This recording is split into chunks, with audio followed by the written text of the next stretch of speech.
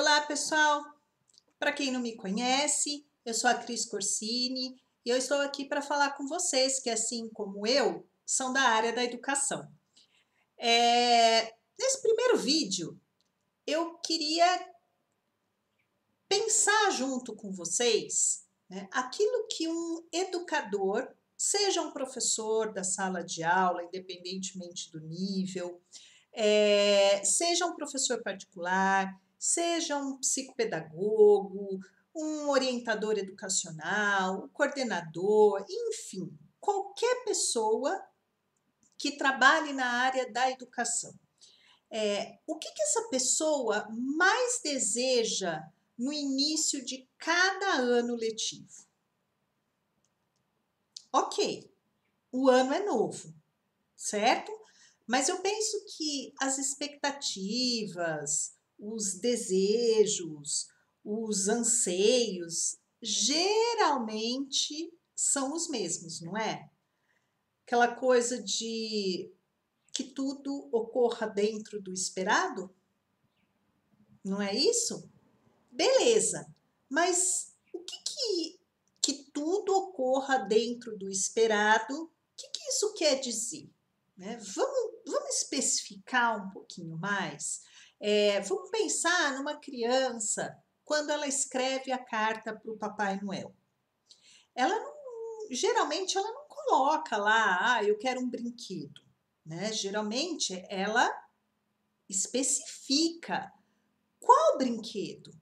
Ela coloca ali, né? Eu quero uma boneca, eu quero o jogo tal, eu quero uma bola, eu quero uma pelúcia, mas até a pelúcia geralmente ela especifica, né? Um urso de pelúcia, um coelho de pelúcia, enfim.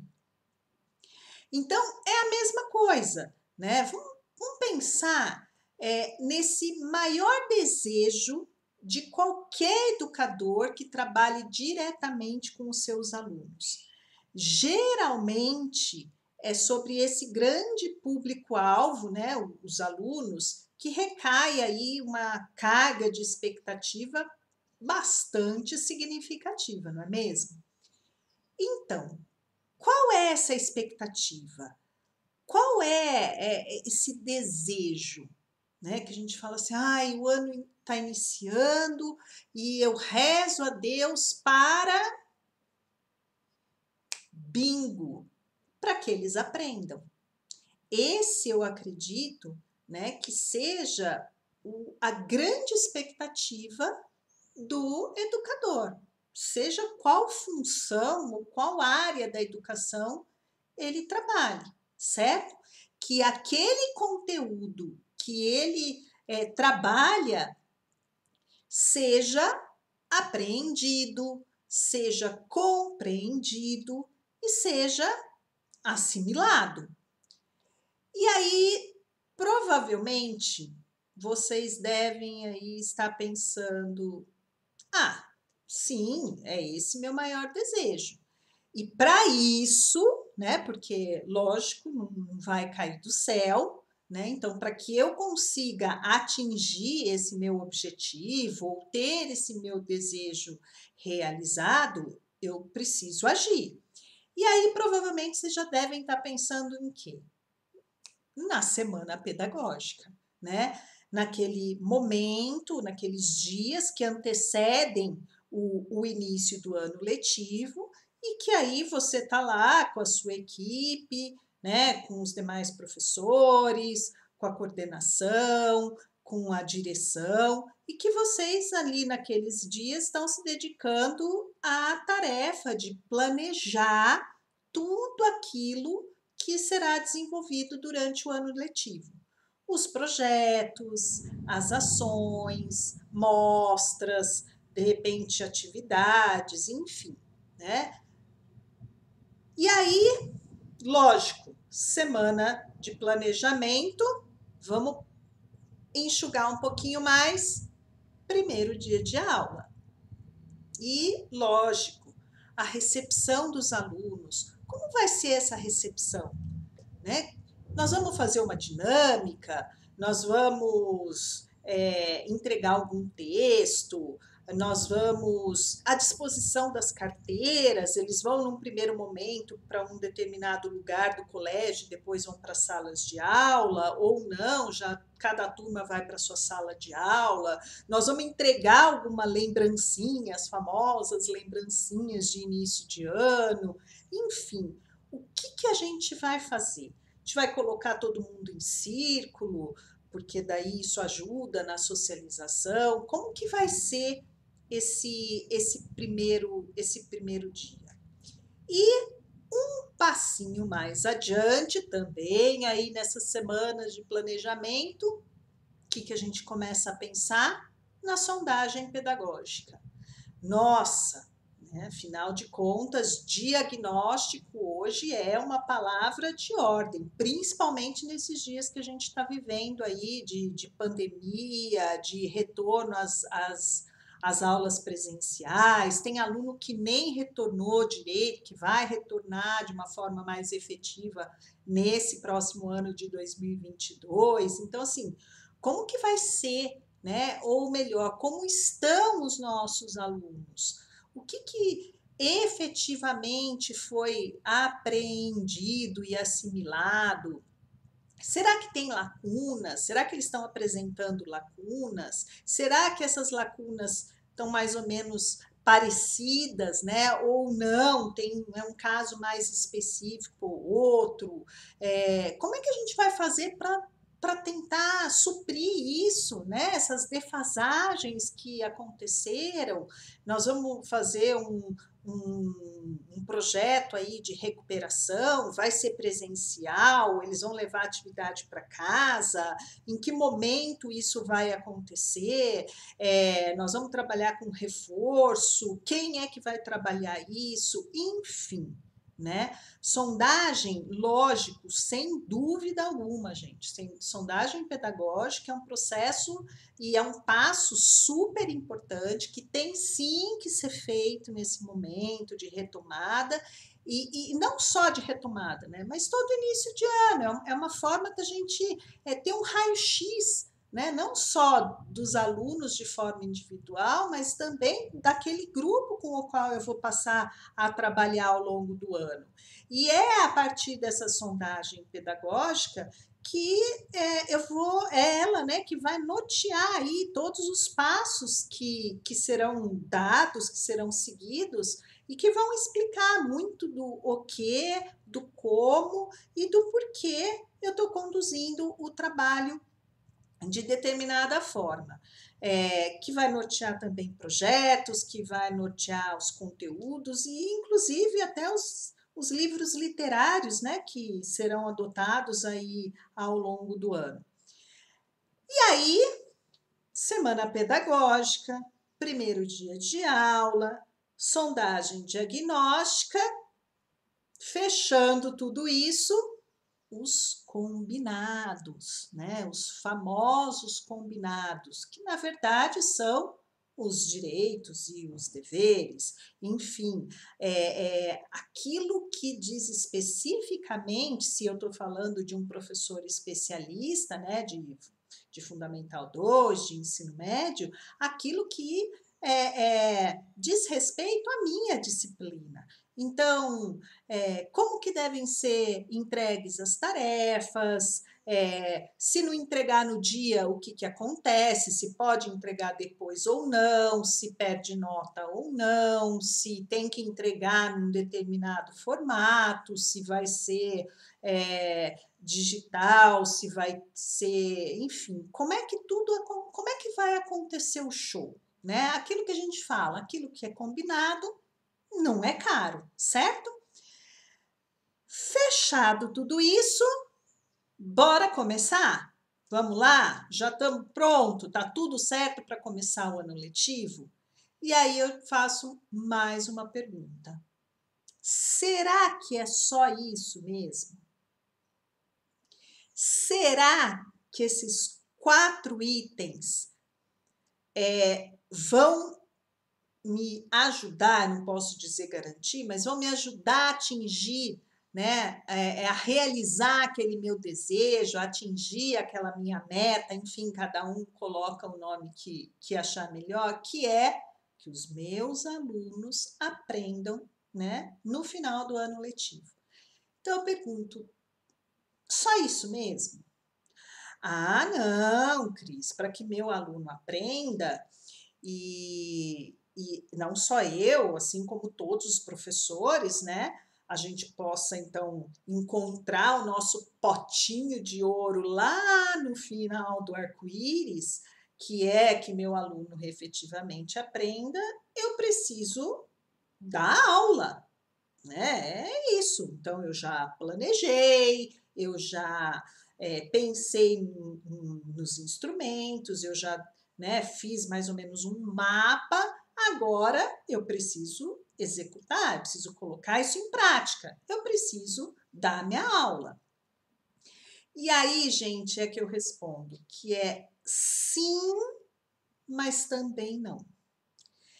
Vamos lá. Se apenas o fato de você, professor, entrar em sala, dar a sua aula, e eu não estou falando aqui de recursos, eu não estou falando aqui de metodologia, não estou falando disso. Se apenas isso fosse suficiente, será que nós teríamos alunos com dificuldade? Nós teríamos alunos com lacunas pedagógicas? Ou será que nós teríamos alunos em recuperação? Quiçá alunos retidos? Então, será mesmo só isso? E aí vocês devem estar pensando assim: não, Cris, lógico que não. Eu dou a minha aula, né, eu garanto ali a minha aula, mas eu preciso que, por sua vez, ele, aluno, preste atenção, que ele se envolva com a minha aula, que ele realize as atividades, que ele faça as entregas lá que foram combinadas, né, no início de todo o ano letivo. Enfim, eu preciso que esse aluno faça a parte dele. Pois é, prestar atenção e aprender o conteúdo da minha matéria, será mesmo que é o suficiente? E aí, gente, eu vou dizer uma coisa para vocês. Existe muito mais entre o céu e a terra do que supõe a nossa vã filosofia. Tem muito mais coisa aí. O aprender, gente, ele não acontece só na sala de aula.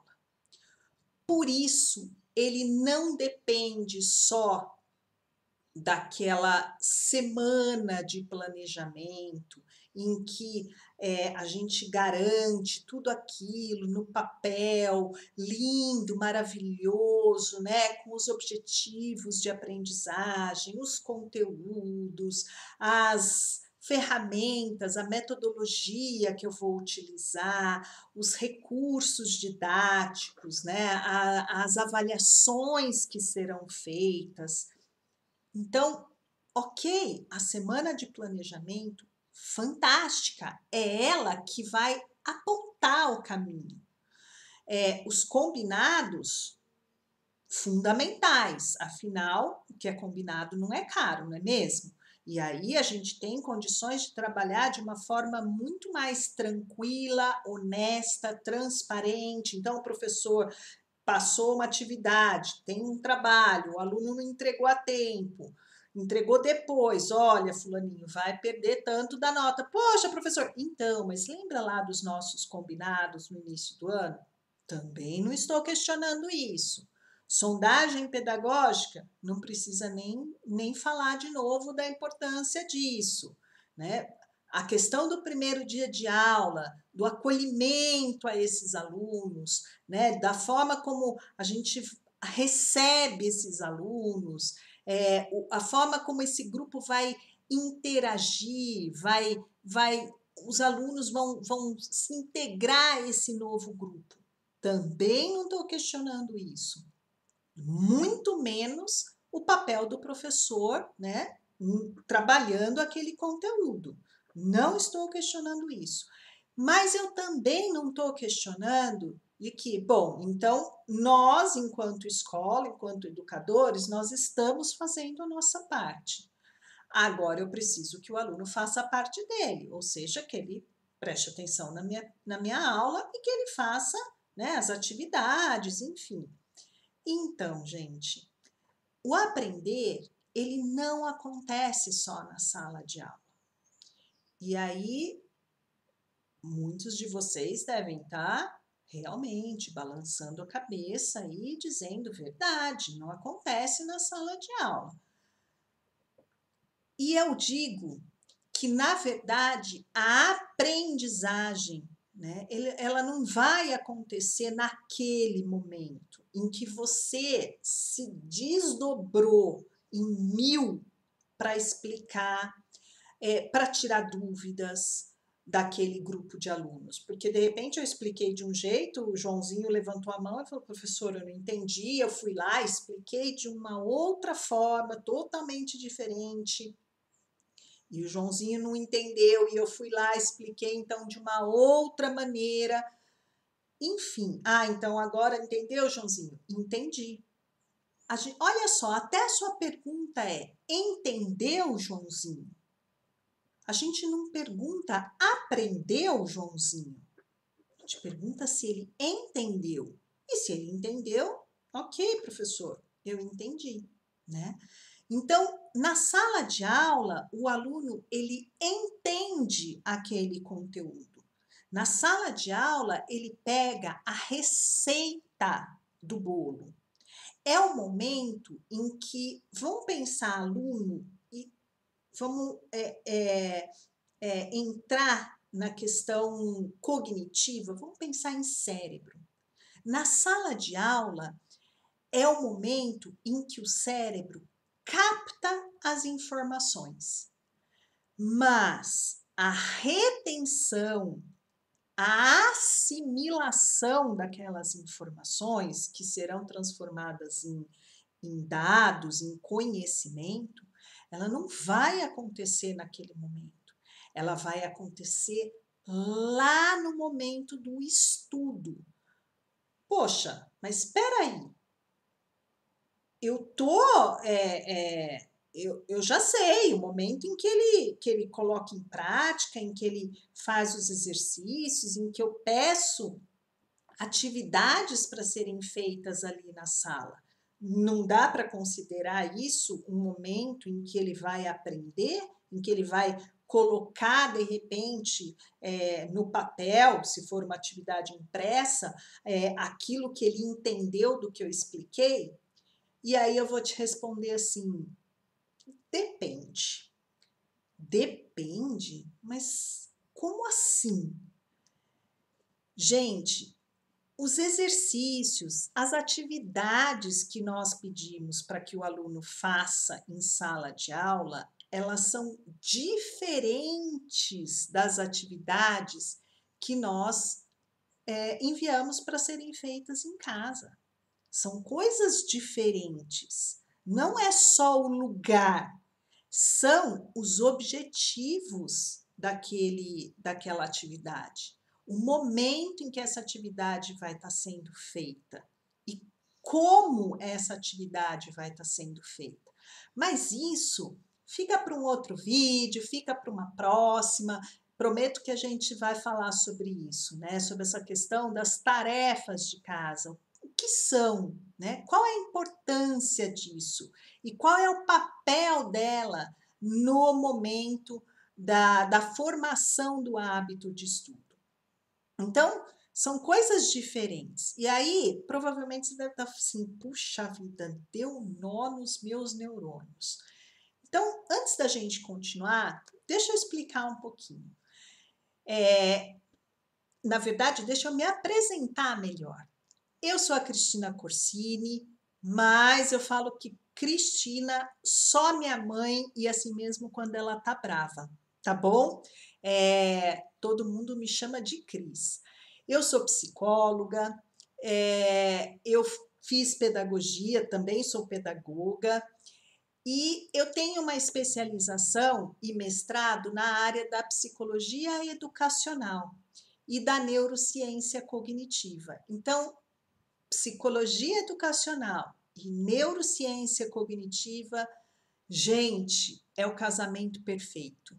É aquilo que eu amo fazer, é aquilo que me enche de alegria, é aquilo que faz os meus olhos brilharem, é aquilo que me inspira, é aquilo que para mim não tem dia, não tem hora.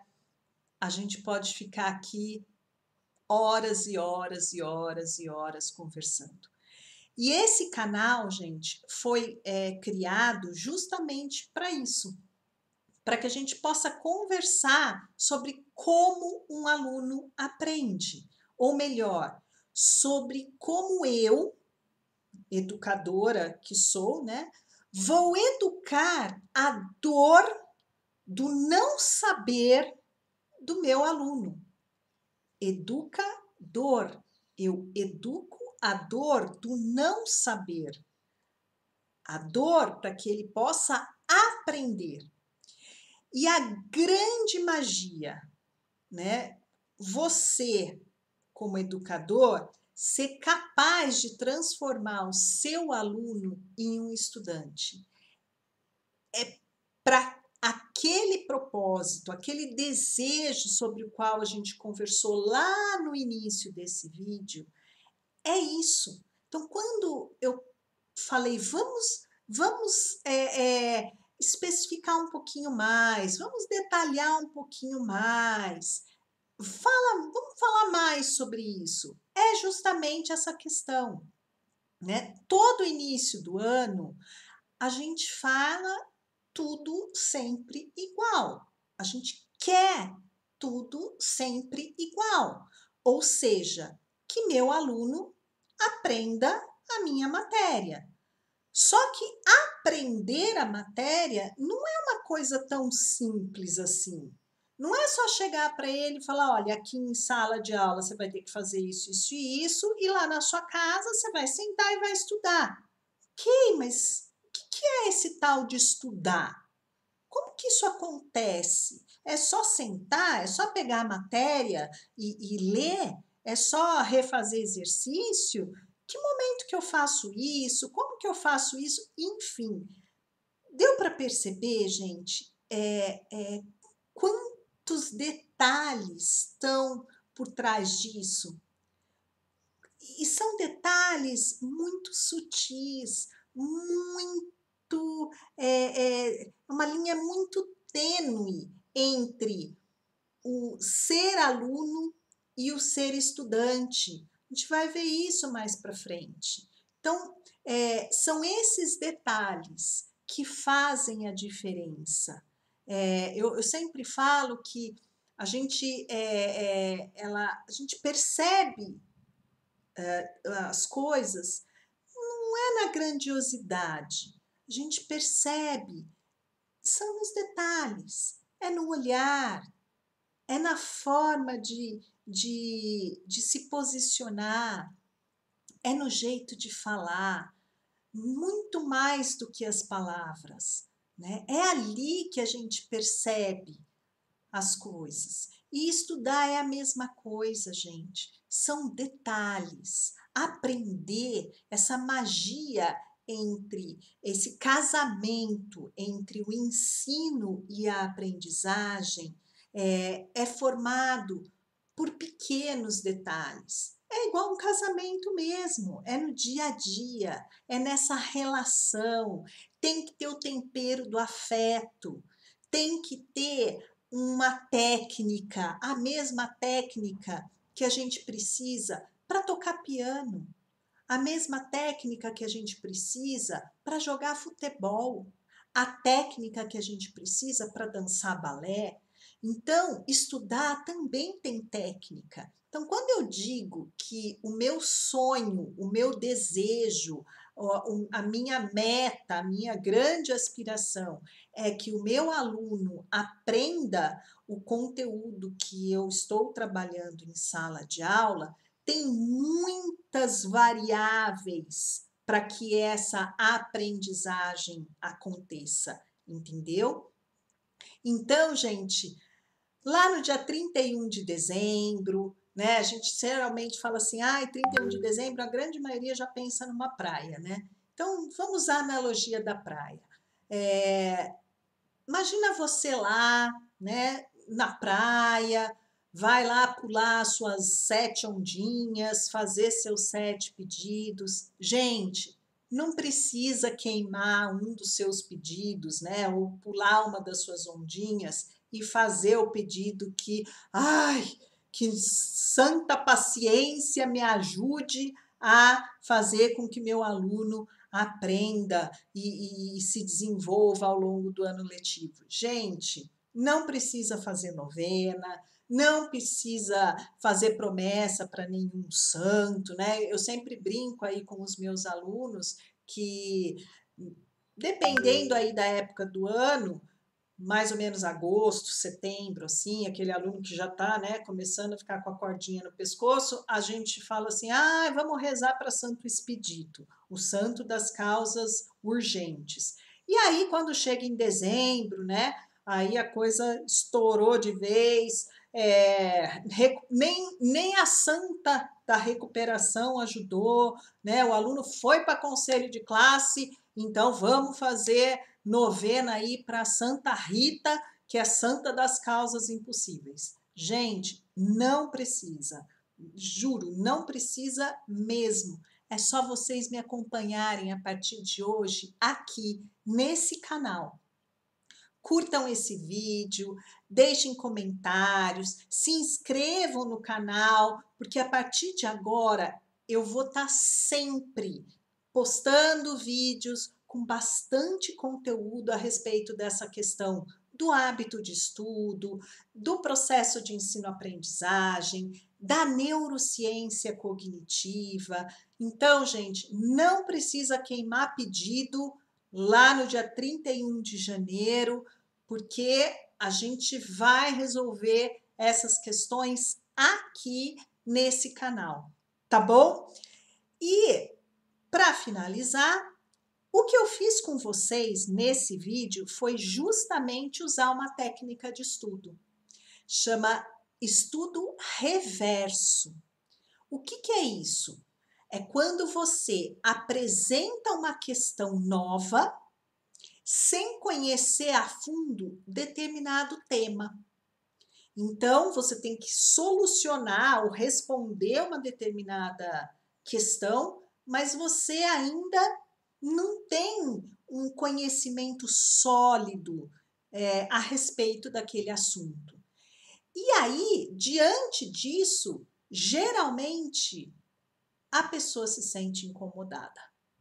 É aquela coisa, mas assim, gente, eu tô lendo aqui, isso aqui não tem pé nem cabeça para mim. Vai dando aquela sensação esquisita. Ai, tá me dando agonia, não tô entendendo nada, não tô juntando leco-cré. Que é isso? Isso daqui é grego misturado com mandarim. É exatamente isso. É esse incômodo. É aquilo que eu falei lá atrás. A dor do não saber. É isso que é esse incômodo, é essa dor, é essa sensação desagradável. É aí que está a mágica. É aí que a gente consegue impelir a buscar mais. O que é isso? Estudo reverso, ele utiliza de conceitos da engenharia reversa. Ou seja, é quando você vem lá da frente e vai buscando as informações lá para trás. Então, eu já comecei o vídeo com vocês com a seguinte provocação: o que vocês esperam do seu ano letivo? Qual é o maior desejo de vocês? Aí Uma pergunta básica. Olha só, todo esse papo aqui durante esse tempo foi em cima de uma perguntinha super básica. Quais são as suas expectativas no primeiro ano, no primeiro dia, desculpa, do início do ano letivo? Qual é a sua expectativa? O que você deseja para o seu ano letivo? E a pergunta levou você a dar uma resposta mais superficial. Ah, eu quero que meus alunos aprendam. Ok, mas para que seu aluno aprenda, o que você precisa? Ah, eu preciso planejar as minhas aulas, eu preciso daquela semana de planejamento, onde eu vou fazer tudo aquilo, vou projetar tudo aquilo, né? Eu preciso do meu guia, do meu mapa. Legal. Que mais? Ah, então, mas na semana do planejamento eu preciso colocar as minhas sondagens, eu preciso pensar no meu primeiro dia de aula. Legal. Que mais? Ah, mas partindo daí eu preciso dar minha aula. Legal, mas será que é só a sua aula? Ah, não, eu preciso que o aluno faça a parte dele. E aí a gente viu o quê? Que não é só na sala de aula e que não é só o fato de você dar aula e o aluno prestar atenção. A gente chegou aqui, a gente chegou na questão do estudo. O estudo tem que ter técnica. E tudo isso, gente, envolve a neurociência cognitiva, envolve o nosso cérebro. Como é que o cérebro, como é que a gente aprende? Como é que a gente retém o conhecimento? Qual é a técnica? Enfim, é daí. É aí que a neurociência coloca o quê? Que enfrentar um problema antes da gente apresentar a solução para a pessoa, faz o quê? Faz com que aquele aprendizado diante daquela dificuldade seja mais robusto. As sinapses, elas deixam, né, elas fazem, marcam mais o caminho. Isso a gente vai entrar mais para frente, num próximo vídeo, enfim. Mas o que é importante? Que diante de um problema que eu apresentei para o meu aluno, antes de eu já dar a resposta, eu provoque no meu aluno aquele desconforto, aquela sensação de início ruim. Por quê?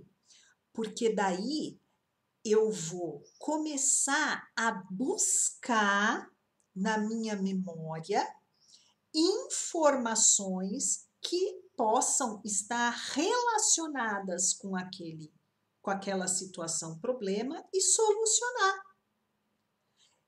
E quando a gente fala memória, gente, eu não estou falando aqui de decoreba. São coisas distintas. Decorar a matéria, o conteúdo para fazer uma prova é diferente do processo de memorização que tem sim que acontecer para que essa aprendizagem, para que seja assimilado o conteúdo e aconteça a aprendizagem. Ou seja, eu tenho que levar aquelas informações que eu entendi, aqueles dados e aquelas informações que eu entendi na sala de aula, para que estão ali na minha memória de curto prazo, para minha memória de longo prazo, e aí aqueles dados, aquelas informações serão transformadas em conhecimento. A partir do momento que eles saíram da memória de curto prazo e foram para a memória de longo prazo, aí eu transformei as informações em conhecimento. Entenderam? E é esse processo de levar daqui para cá que o nosso aluno vai trabalhar estudando. E a partir do momento que ele começa a repetir esses comportamentos, isso vai se transformar num hábito. E isso é que exige técnica. Então, gente, é isso. Deixem seus comentários, curtam o vídeo, se inscrevam no canal e tem muita coisa vindo por aí. Muito obrigada e aguardem o próximo. Tchau, gente!